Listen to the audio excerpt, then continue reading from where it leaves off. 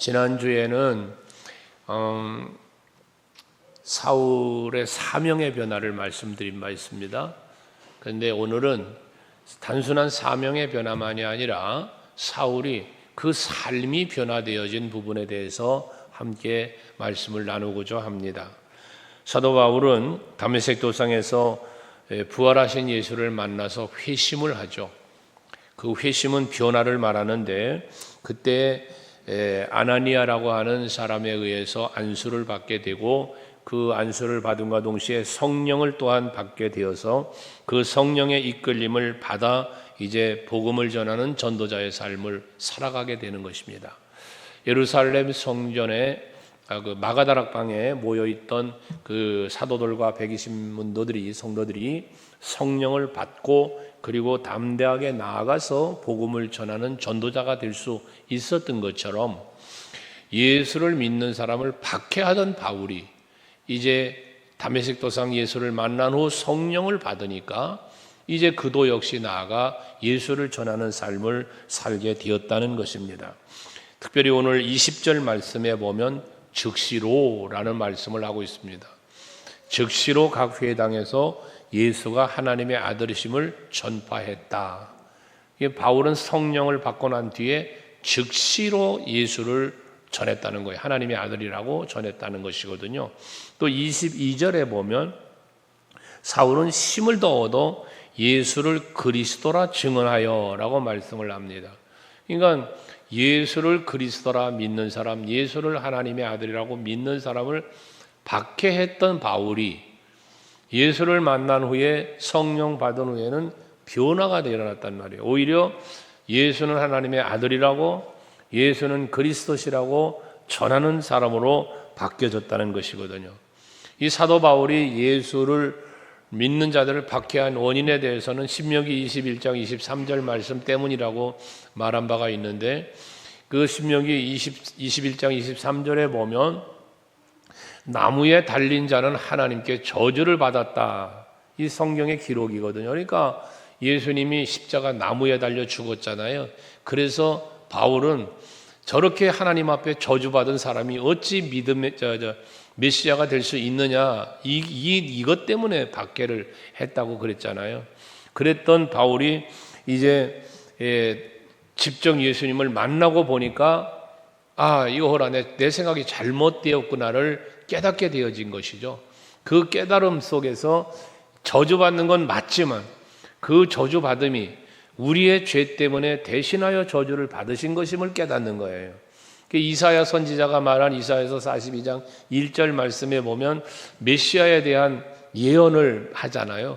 그 예언에 보면 내가 붙드는 나의 종 내 마음에 기뻐하는 자 곧 내가 택한 사람을 보라, 이 예수를 말하는 건데, 그게 내가 나의 영을 그에게 주었은즉 그가 이방의 정의를 베풀리라 해서, 즉 이방의 정의를 베푼다는 것은 뭡니까? 믿지 않는 자들, 택함받지 않은 못하여 버림받은 것 같은 그들의 구원을 위하여 일하실 것을 말씀하는 거죠. 이러한 예언을 이해를 하며 이제는 깨닫게 되는 바울로 변화가 일어나게 되었다는 것입니다. 그래서 이제는 핍박하는 유대인의 입장에서 예수 믿는 사람을 핍박했던 바울이 이제는 반대로 핍박하는 유대인들에게 복음을 전하려고 가는 거예요. 그래서 자기 자신이 핍박자였고 포행자였고 회방자였다고 디모데전서 1장에 말하잖아요. 내가 전에는 그런 사람이었다는 거예요.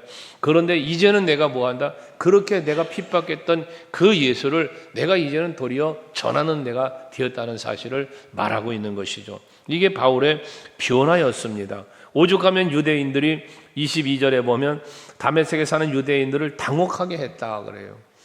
유대인들의 입장에서 볼 때는 내 편이었는데, 우리와 같은 생각을 갖고 우리와 같은 일을 했던 바울이 갑자기 저렇게 변화가 돼서 와가지고 예수가 그리스도라고 외쳐대니까 얼마나 당혹스러웠겠어요. 유대인들은 당혹했다는 거예요.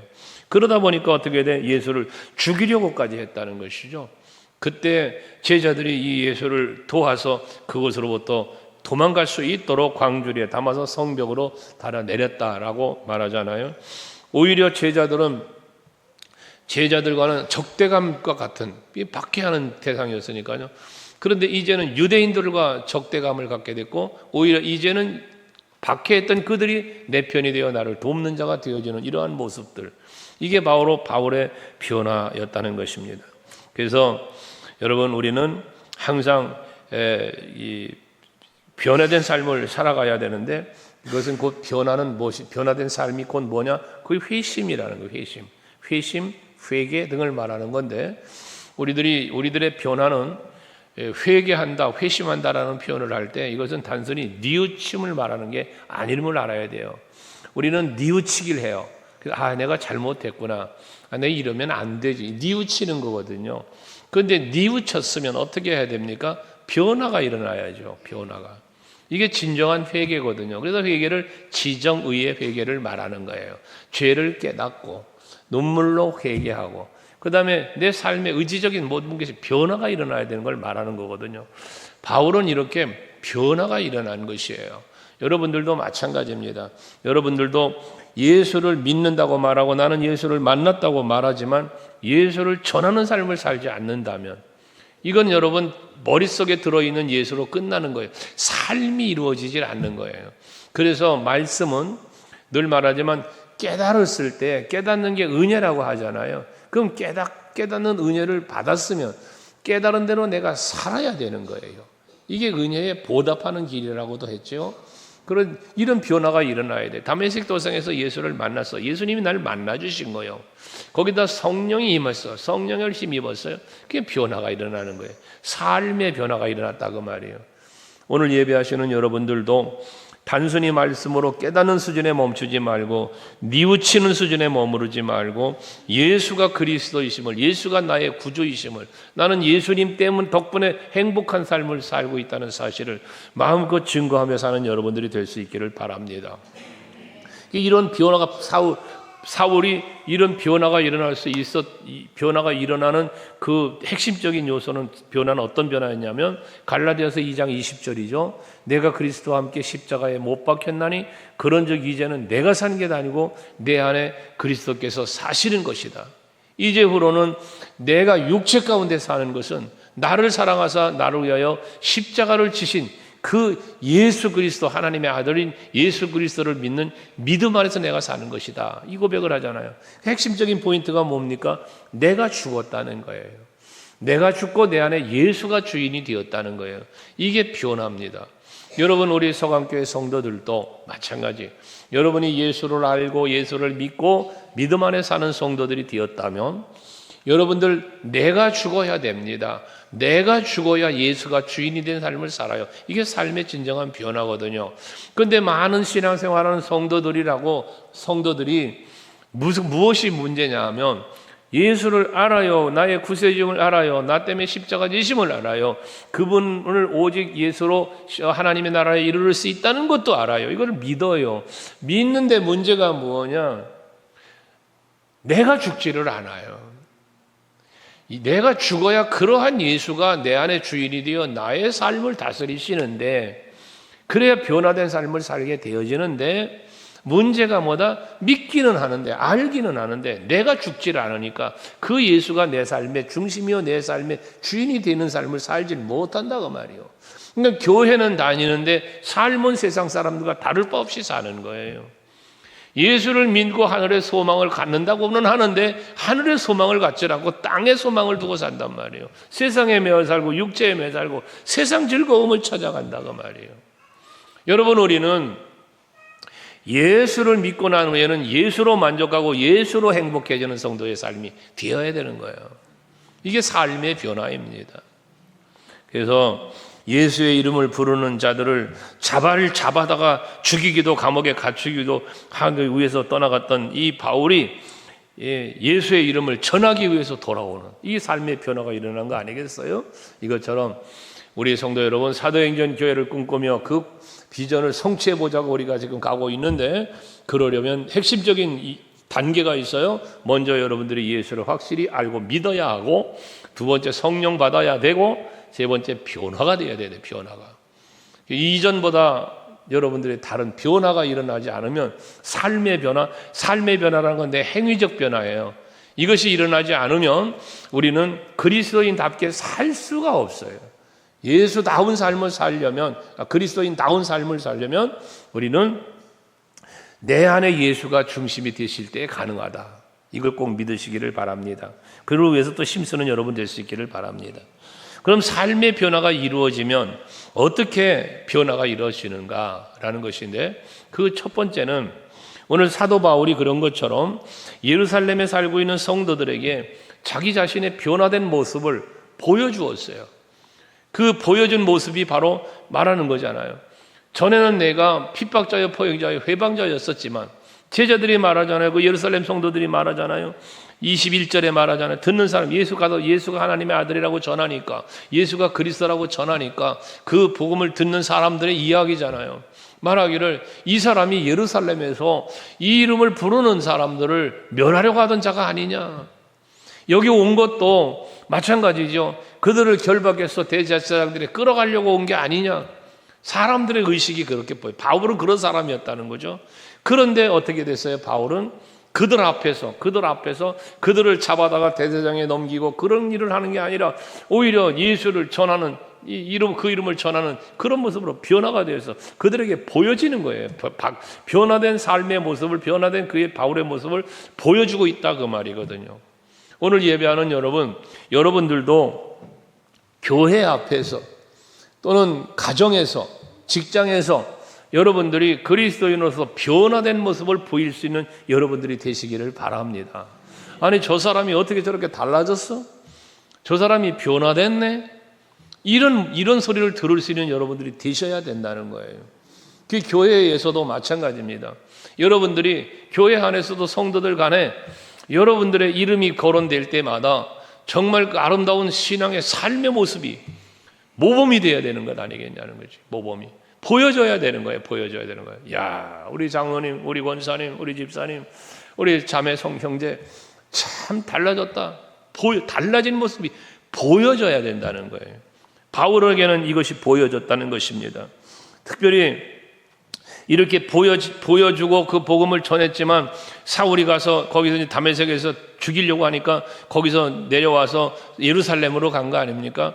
예루살렘에 가서 이제 제자들과 더불어서 복음 전하는 전도자의 삶을 살라고 하니까 제자들이 영 가까이 안 하는 거예요. 제자들조차도 저 사람 우리를 박해하던 사람이잖아. 저 사람 스데반을 죽인 데 가표를 던진 사람이잖아. 이런 마음 때문에 가까이 하질 못하는 거예요. 그때 바나바라고 하는 사람이 와서 이 바울을 데리고 제자들에게 가서 그 제자들과 교제할 수 있도록 만들어준 거잖아요. 이 사람이 어떻게 예수를 만났는지, 어떻게 예수를 전하는 삶을 살았는지를 다메섹에서 있었던 그 일들을 제자들에게 말하는 거죠. 말하면서 이제 이 가깝게 만들어준 일 아닙니까? 근데 바나바라고 하는 인물은 어떤 인물이냐? 예루살렘 교회 안에서 성도들에게, 제자들에게, 사도들에게, 성도들에게 칭찬받는 사람이었어요. 그 믿음이 참 좋은 것으로 소문난 사람이었어요. 그렇기 때문에 그 바나바라고 하는 사람을 신뢰하는 거예요. 제자들이 신뢰하고 성도들이 신뢰하는 거예요. 그러니까 그 사람의 말을 믿는 거예요. 그래서 사울과 더불어서 가까워지고 제자들이 함께 복음 전하는 일을 하게 되었던 것이거든요. 여러분, 저는 이 말씀 속에서 우리 사랑하는 성도 여러분들이 바나바 같은 성도가 될 수 있기를 바랍니다. 그게 우리 교회에 바나바 같은 사람이 많아질수록 교회는 더욱더 정말 화목한 교회, 그리고 하나 되는 교회가 되어질 수 있게 되어지는 것이거든요. 그 바나바는 당시 어떤 사람? 사람들에게 존중받는 사람, 칭찬받는 사람이었단 말씀이에요. 그러니까 그의 말 한마디를 믿어주는 거예요. 신뢰받는 거예요. 여러분들이 무슨 말을 하든 교회 안에서, 여러분 기관에서나 구역에서나 교회 안에서 무슨 일을 하든지 간에 여러분이 말을 한마디 하면 그 성도들이 그 말을 믿어주는 거예요. 신뢰하는 거예요. 따르는 거예요. 이런 여러분들이 될 수 있어야 된다는 거죠. 사실 바울이 그렇게 박해하던 인물이라면 잘못하면 내가 죽을 수도 있는 거잖아요. 잘못하면. 근데 그걸 바나바의 말을 믿고 가까이 바울에게로 다가간 거 아닙니까? 그만큼 내 목숨이 위험한 상황까지도 내려놓고 바나바의 말을 믿고 사울에게로 다가갔던 이 모습, 이거는 바나바에 대한 신뢰 아니겠습니까? 그러니까 여러분들이 그런 신뢰를 얻을 수 있는 성도들이 되셔야 된다는 겁니다. 그래서 이 다메섹에 있을 때는 아나니아라고 하는 사람이 그 바울을 만나는 걸 꺼려했잖아요. 역시 박해하는 사람이라. 하지만 성령이 임재하셔서 말씀하시니 다 가서 바울을 안수하고 눈을 뜨게 해주고 성령을 부으는 일에 사용됐던 사람이 아나니아잖아요. 그것처럼 예루살렘에서는 이 바나바라고 하는 인물이 지금 이 바울의 사역을 돕고 있는 그러한 모습을 보게 되어진다는 것입니다. 이런 것처럼 이제 사람들에게는 선입견, 편견이 있다고 그랬죠. 앞에서 우리가 앞쪽에 몇 주 전에 말씀 묵상한 거 아니에요? 그 선입견과 편견이 우리는 패를 가르기도 하고 때로는 하나님의 일에 거역하기도 한다고 그랬잖아요. 근데 이런 제자들이나 예루살렘 성도들이 이런 선입견이, 사도 바울에 대한 선입견이 있어요. 편견이 있어요. 이거를 무너뜨린 사람이 바로 바나바였다는 것이거든요. 그러니까 여러분, 우리 교회에서도 바나바 같은 역할은 참으로 중요한 건데, 이렇게 다른 사람에게 신뢰와 믿음을 줄 수 있는 그러한 사람이 되어야만 바나바 같은 인물이 될 수 있다는 사실도 알아야 합니다. 만약에 사울에게 바나바가 없었다면 예루살렘 사역은 할 수 없을 정도의 일이 될 수도 있잖아요. 그런데 바나바 때문에 예루살렘에서 성도들과 함께, 제자들과 함께 교제하며 주의 일을 감당할 수 있게 되었다는 것이죠. 여러분, 교회에 어떤 새 신자가 왔어요. 또는 기존의 성도들 간에도 마찬가지예요. 누군가가 중간적 역할을 하며 화목하게 하나 되게 하는 이 일을 이끌어주지 않으면 주의 일이 이루어지지를 않습니다. 그래서 여러분들이 항상 교회에 새 가족이 오면 서로가 다가가서 맞이해주고 환영해주고 또 그를 잘 인도해 주면서 교회에 적응할 수 있도록, 성도 간에 서로를 또 교제할 수 있도록 소개도 해주며 이끌어주는 역할을 여러분들이 하셔야 됩니다. 그게 바로 교회가 성장하는 교회의 아름다운 모습이에요. 그래서 교회는 제일 먼저 안내위원들이 정말 사랑으로 밝은 표정으로 안내를 해야 돼요. 왜? 교회에 처음 오는 분들이 처음 대하는 사람이 안내위원이에요. 기존의 성도도 마찬가지예요. 교회 올 때 제일 먼저 반갑게 맞이하는 분들이 주차 안내, 로비 안내, 교회 성전 안내하시는 분들이라고요. 그래서 그분들이 바나바와 같은 마음으로 밝고 환한 얼굴로 미소 지으며 서로를 대할 수 있도록 힘써야 되는 것 중에 하나예요. 그 다음 단계가 새가족부. 새가족부에서 또 잘 새가족들을 잘 받들어 섬기고 또 잘 안내해주고 그럴 수 있어서 교회에 잘 정착할 수 있도록 돕는 일이 새가족부에서 또 이루어져야 하는 것 중에 하나죠.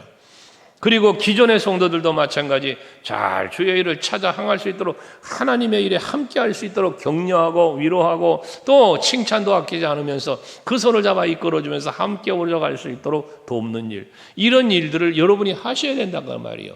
바나바라고 하는 사람만 하는 일이 아니다 그 말입니다. 바나바 사역자 훈련을 우리 교회에서도 했고 바나바 그 사역을 하자고도 하는데도 불구하고 훈련은 잘 받아놓고 그런 일을 하지 않는 훈련 받은 사람들도 있어요. 그러니까 훈련이 무슨 의미가 있냐 그 말이지. 내가 적용하고 사용을 해야 그게 삶의 변화로 이루어져야 되는데 말입니다. 그러니까 여러분들이 항상 바나바와 같은 마음으로 교회 안에서 서로에게 도움을 주고 서로에게 협력하면서 하나가 되어져 가는 교회, 그리스도의 몸된 교회를 세워가는 일에 힘쓸 수 있도록 이끌어주는 일을 바로 여러분들이 하셔야 된다는 것입니다. 교회 안에서는 절대 시기나 비난, 이런 것들은 비판, 이런 것들은 사라져야 됩니다. 절대로 교회 안에서는 서로가 서로를 헐뜯고 모함하고 비판해서는 안 되는 일입니다. 갈라디아서 5장 15절에 보면 만약에 서로 물고 먹으면 피차 멸망할까 조심하라 하잖아요. 서로 헐뜯고 서로 비난하고 서로 시기하면 같이 망하는 거예요. 같이 망하는 거. 그러니까 우리 서강교회는 서로 물어뜯는 교회가 아니라 서로 격려하고 위로하고 힘이 돼주고 도와주고 이런 우리가 되어야 된다는 거죠. 그러면 그런 교회가 성장하는 교회가 되는 것입니다. 사도행전 교회 그런 교회였잖아요. 모두가 함께 모여 기도하기에 힘쓰고 전도하기에 힘쓰고 서로 사랑을 필요를 따라 서로 나누며 이게 하나 되어짐의 모습을 보인 게 사도행전 교회잖아요. 우리 교회가 그런 교회가 되어야 될 줄로 믿습니다. 그게 바울이 교회 예루살렘과 성도들 앞에 변화된 모습을 보여주었어요. 이렇게 그 보여지는 데는 바나바의 역할이 아주 아나니아의 역할이 중요했던 것처럼 여러분들 각자도 하나님 앞에, 사람 앞에, 교회 앞에 보여지는 신앙생활, 이 삶의 변화니까 이러한 변화를 이루면서 또 다른 누군가를 변화시킬 수 있도록 이끌어주며 그 중매적 역할을 감당할 수 있는 여러분들이 되시자는 겁니다. 그리고 중요한 것은 뭐냐? 이 삶의 변화인데 어떤 삶의 변화가 일어나야 되느냐? 예수의 이름을 박해하고 예수의 이름을 멸시하던 사람이 이제는 예수의 이름을 전하는 사람으로의 변화가 일어나야 되겠다는 것입니다. 오늘 앞에서 말한 것처럼 20절, 22절에서 예수는 하나님의 아들이요 예수는 그리스도라고 증언했다고 말했잖아요. 오늘 29절에도 마찬가지 주 예수의 이름으로 담대히 말하고 라고 말하잖아요. 바울은 다메섹에서도 그랬고 예루살렘에서도 그렇고 그 이후에 바울이 복음 전도를 위하여 가는 곳곳마다 항상 예수의 이름을 선포해요. 자, 그러면 삶의 변화는 어떻게 이루어졌다? 예수의 이름을 박해하던 사람이 예수의 이름을 전하는 사람으로 바뀌었다는 거예요. 그럼 오늘 예배하시는 우리 서강교회 성도 여러분들도 마찬가지입니다. 여러분들이 성전에 있을 때뿐만 아니라 어디를 가든지 가는 곳마다 뭐 해야 돼? 예수의 이름을 전하는 여러분들로 변화가 이루어져야 되겠다는 것입니다. 사실 사도 바울에게는요, 스데반 집사의 순교의 그 순간은 굉장한 그 뭐라고 그럴까, 그 마음의 빚일 겁니다. 왜? 사도 스데반 집사님을 죽이는 일에 앞장섰던 사람이 바로 자신이었거든요. 그러니 예루살렘에 와서 지금 복음을 예수는 그리스도라고 전하는 그 입장이 되었는데 바뀌어진 그 마음속에 한켠에 뭐가 있어? 스데반 집사님의 순교의 현장이 생각나지 않겠습니까? 그가 죽임을 당하는 그 순간까지 저들의 죄를 용서해달라고까지 하면서 얼굴은 천사 같은 모습으로 순교하는 모습을 지켜봤던 바울이라요. 그러니 그가 스데반 집사님이 어떻게 그렇게 할 수 있었는지를, 왜 그렇게 할 수 있었는지를 누구보다도 잘 아는 사람이 바로 이 사울이에요. 그 마음을 헤아리는 마음, 정말 빚진 자의 마음, 로마서 1장에서 빚진 자의 마음을 고백하지만 그 빚진 자의 마음으로 복음을 전하는 이러한 모습, 예수의 이름을 전하는 이 바울의 마음을 한번 우리는 헤아려 볼 수 있어야 되겠다는 것입니다. 그리고 오죽하면 그는 그 유대인들에게 자기 자신이 유대인이었었잖아요. 그 잘못된 것을 깨우치기 위하여 유대인들에게 복음을 계속 전하는 거 아닙니까?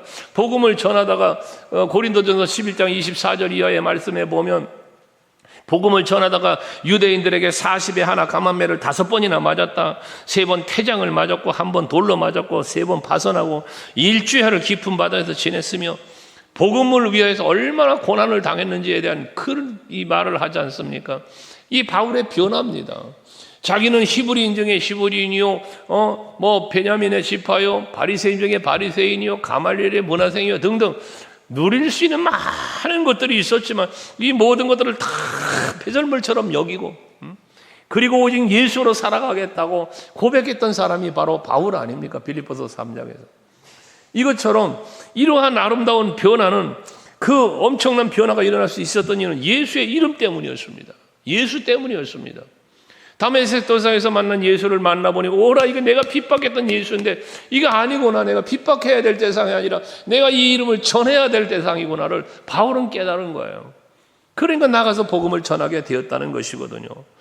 바울이 그렇게 복음을 전하다가 최후에 아그리빠 왕 앞에서 최후 변증을 하죠. 사도행전 26장에 보면 9절부터 12절 말씀에 보면 죄수의 신분으로 아그리빠 왕 앞에 끌려가 있는 거예요. 근데 거기서 자기를 변증하면서 하는 말이 뭐냐면 내가 전에는 이런 사람이었습니다 라는 고백을 해요. 그때 전에는 이런 사람이었습니다. 근데 이제 내가 예수의 이름을 전하는 사람으로 내가 바뀐 겁니다 라는 이야기를 하는 거거든요. 그가 한 전에 있었던 자기에 대해서 9절 이하에 보면 뭐라 합니까? 나도 나사렛 예수의 이름을 대적하여 많은 일을 행하여야 될 줄을 스스로 생각하고 예루살렘에서 이러한 이 일을 행하여 대제사장들에게 가서 고난을 받아가지고 그리고 성도들을 옥에 가두고 또 죽일 때 내가 찬성 투표를 했고 스데반 집사 죽일 때 찬성 투표한 사람 아니겠습니까? 그리고 또 모든 회당에서 여러 번 형벌에 강제로 모독하는 말을 하게 하고 죄수 붙들어는 예수를 믿는 사람들 붙잡아다 놓고 거기서 모욕하게 하고 이 재판하는데 신성 모독죄라고 막 고발하게 하고 이렇게 주도적으로 앞장서서 사람이 바울이었다는 거예요. 자기 자신이었다는 거예요. 이런 자기의 지난 날을 고백하면서 스데반을 죽였던 유대인들이 지금 자기도 지금 죽이려고 하는 거 아니겠습니까? 그러한 저들에게 여러분 말하잖아요. 여기에 모여있는 부형들이요, 내가 지금 여기 결박되어 있는 것 외에는 다 나같이 되기를 원합니다. 이 바울의 예수의 이름의 증거 아닙니까? 성도 여러분, 여러분들이 예수를 믿고 이제는 예수의 그 십자가 보혈의 은총을 입어서 거듭났고 새 사람 됐고 영원한 하나님의 나라의 백성 되고 하나님 자녀가 되고 이 수없이 많은 걸 나열할 수 있는 은혜를 우리는 입었지 않았습니까? 그것이 예수의 이름으로 우리에게 주어진 은혜이니 그 이름을 증거하고 전하는 일에 앞장설 수 있는 여러분들이 되시자는 거예요. 예수의 이름을 부끄럽게 여기서는 안 됩니다. 여러분, 누군가에게 복음을 전하고 예수를 전하는 일을 부끄럽게 여기면 안 되는 거예요. 담대하게 전할 수 있어야 되는 겁니다. 왜 예수의 이름을 우리가 전해야 됩니까? 사도행전 4장 12절 말씀 우리가 묵상한 바 있지 않습니까? 거기 보면 다른 이름을 우리에게 주지 않았다는 거예요. 다른 이로서는 구원을 받을 수 없나니 천하 사람 중에 구원을 받을 만한 다른 이름을 우리에게 주신 일이 없다. 그러니까 오직 예수의 이름만이 우리에게 구원이 되고 능력이 된다는 사실을 말씀하고 있는 거 아니겠어요? 그러니 이 엄청난 예수의 이름의 능력을 그 자랑스럽게 여기고 그 이름을 전하는 우리 모두가 되자는 것입니다. 스데반 집사님에게 사랑의 빚을 진 이 바울이 이제는 예루살렘에 들어가서 그 스데반 집사님을 죽였던 그 함께했던 사람들을 향하여 이렇게 외쳐대는 거예요. 예수의 이름 외에는 없다. 이런 믿음이 우리에게 있어야 될 줄로 압니다. 오늘날 예수의 이름을 잃어버린 믿음 때문에 교회도 성도들도 신앙생활이 흔들림 속에 살아간다 하잖아요. 능력이 없어지는 거예요. 예수의 이름이 없으면 능력이 없어지는 거예요. 예수의 이름을 잃어버리면 여러분 성도로서 가져야 할 힘이 없어지는 거예요. 예수는 나의 힘이요 내 생명 되시니 주의 보혈 능력이 있도다. 여러분이 그 예수의 이름의 능력을, 그 십자가 보혈의 능력을 우리는 고백하고 있지 않습니까? 그런데 그렇게 고백하는 내가, 그렇게 알고 있고 그렇게 믿고 있는 내가 예수의 이름을 잊어버리고 예수를 잊어버리고 산다면 우리는 아무것도 아닌 게 되는 겁니다. 아무것도 아닌 게 되는 거예요. 이제 우리는 이런 예수의 이름을 잃어져 가고 능력을 잃어가는 이 시대에 사울의 변화처럼 우리들이 변화를 받아서 다시 한번 그 이름의 권세를 세워가고 증거해가는 우리 모두가 될 수 있기를 바랍니다. 그리고 그렇게 살려니까 뭐 해야 돼? 성령을 받아야 됩니다. 사도 바울은 자기의 변화는 다메섹에서 예수를 만난 것임과 동시에 성령으로 자기의 능력을 성령으로 새롭게 되어졌음을 이제 그는 고백하며 보여주고 있는 것입니다. 성령이 일하심을 보여주는 거예요. 우리 소강교회는 성령이 역사하는 교회, 그래서 성도들은 그 성령이 역사하심을 경험하고 그 경험한 바를 마음껏 증거할 수 있는 그러한 성도들이 또한 될 수 있기를 바라는 겁니다. 사울이 회심한 후에 예루살렘에서의 사역이 여러분 어떤 사역입니까? 이제는 예수의 이름으로 세워지는 교회를 세워가는 일을 하는 거예요. 그래서 바울에 의해서 세워진 교회들이 얼마나 많습니까? 물론 예수께서 세우시는 교회입니다. 하나님이 세우시는 교회지만 바울을 통하여 세우는 거 아닙니까? 그게 안디옥 교회요, 여러분 에베소 교회고 로마의 교회들이고 데살로니가, 빌립보, 수많은 교회들을 바울이 복음을 전하며 이 소아시아 지역을 돌아다니며 교회를 세운 거 아닙니까? 이게 바로 누가 한 일입니까? 성령이 하시는 일인 것입니다. 바울을 통하여 성령이 하시는 일인 것처럼 이제 이 시대에 우리 소강교회를 통하여 또 여러분들 한 사람 한 사람을 통하여 하나님께서 그리스도의 몸된 교회를 세워가시되 우리 교회가 그리스도의 몸된 교회로 든든히 세워져 갈 수 있기를 바라고, 또 우리 교회를 통하여 더 많은 교회들을 세워가고 더 많은 영혼들을 구원하고 더 하나님의 나라를 확장해가는 일에 힘쓰는 우리 모두가 되어야 할 것입니다. 이를 위해서 우리는 전도도 하는 거요, 우리 선교도 하는 거 아니겠습니까? 이번에도 단기 선교를 놓고 지금 기도하고 있는데요, 그런 일을 우리가 그래서 하는 거예요. 그래서 선교지에 이번에도 이제 뭐 여러 가지 사역을 해. 미용사역, 의료사역, 전도사역, 뭐 여러 가지 사역을 해. 후두사역 뭐 해서 여러 가지 사역을 갖다가 하고 올 텐데, 그 다 왜 그 일을 우리가 합니까? 돈 들여 몸으로가 봉사에 헌신에 땀 흘려가며 그 일을 하는 이유가 무엇 때문에 합니까? 그 영혼을 사랑하기 때문에, 그 민족을, 나라를, 민족을, 백성들을 사랑하기 때문에 하는 일 아니겠어요? 왜 이런 사랑하는 마음이 생겼어요? 예수의 마음이 내 안에 들어와 있어요. 성령께서 내 마음을 움직이시는 거예요. 그러니까 가는 거예요. 그러니까 가서 헌신하는 거예요, 여러분. 시간 투자, 여러분 물질 투자, 여러분 몸을 다 희생하며 헌신하면서 그 일을 감당하는 것입니다. 이것이 여러분들에게, 우리 성도들의 마음속에 이러한 성령의 임재 속에서 예수 이름이 전파되도록, 하나님의 땅끝까지 이르러 예수의 증인된 삶을 살 수 있도록 힘쓰는 여러분들이 되시자는 것입니다.